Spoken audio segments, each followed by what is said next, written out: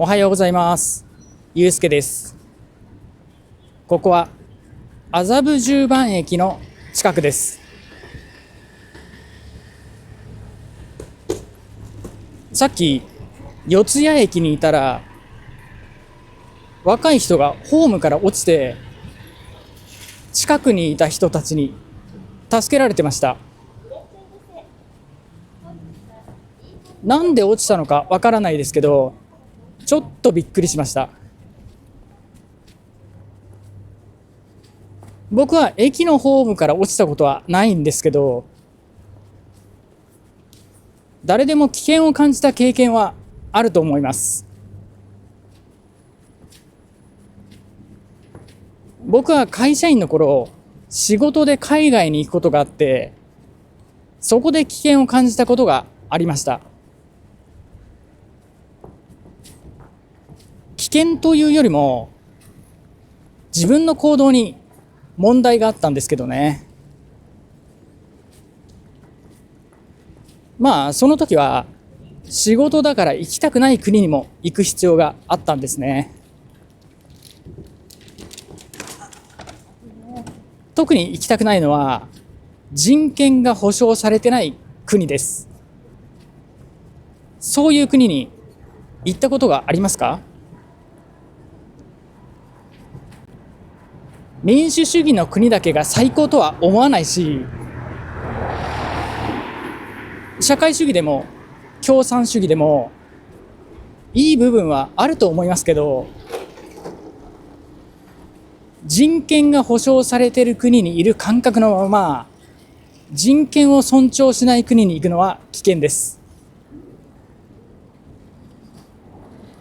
僕が行ったある国は自由とか人権の概念はなくて、国民は国の政策に反する行動をすると逮捕されます。それは外国人でも同じです。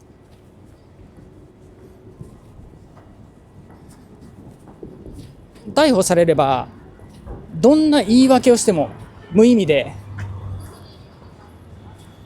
ほぼ 100% 数年間は自分の国に帰れません。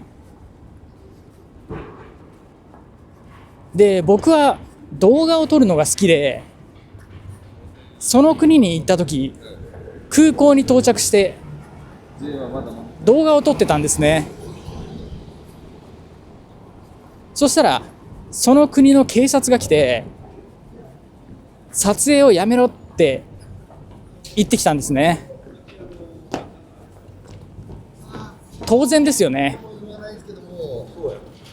そうかもしれない。共産国家ではやっちゃいけないんですけど、当時の僕は無知だったんですね。で、すぐ撮影を止めたんですけど、そこの国の警察にカメラを奪われそうになって、そしたらその空港にいた現地の人たちが間に入ってくれて助かりました。その人たちに撮影したら逮捕されるって言われて、ようやくその危険に気づいたんですね。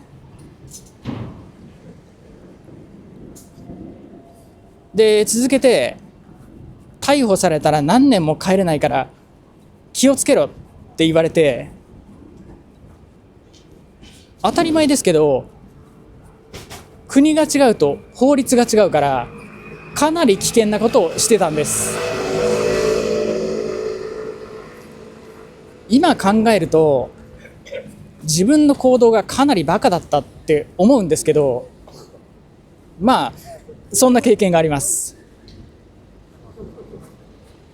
ただ僕は人権を尊重しない国はダメだとは思ってないです。民主主義が完璧と思ってないからです。僕の考えでは、人権と安全は天秤の両方にあって、そのバランスが重要だと思ってます。極端に人権を尊重しすぎると、事件や事故を防ぐのが難しくなるからです。人権を尊重しすぎて刑務所がホテルみたいになっている国がありますよね。そういう国だと犯罪者は事件を起こすリスクを感じにくいんじゃないかと思います。そういう意味では日本は法律的にはバランスの取れた国だと感じます。自由、人権、安全、それらをバラバラに考えずにトータルバランスで考えると安全が保たれるんだろうと思ってます。はい、今日の動画はここで終わりです。それじゃあまた。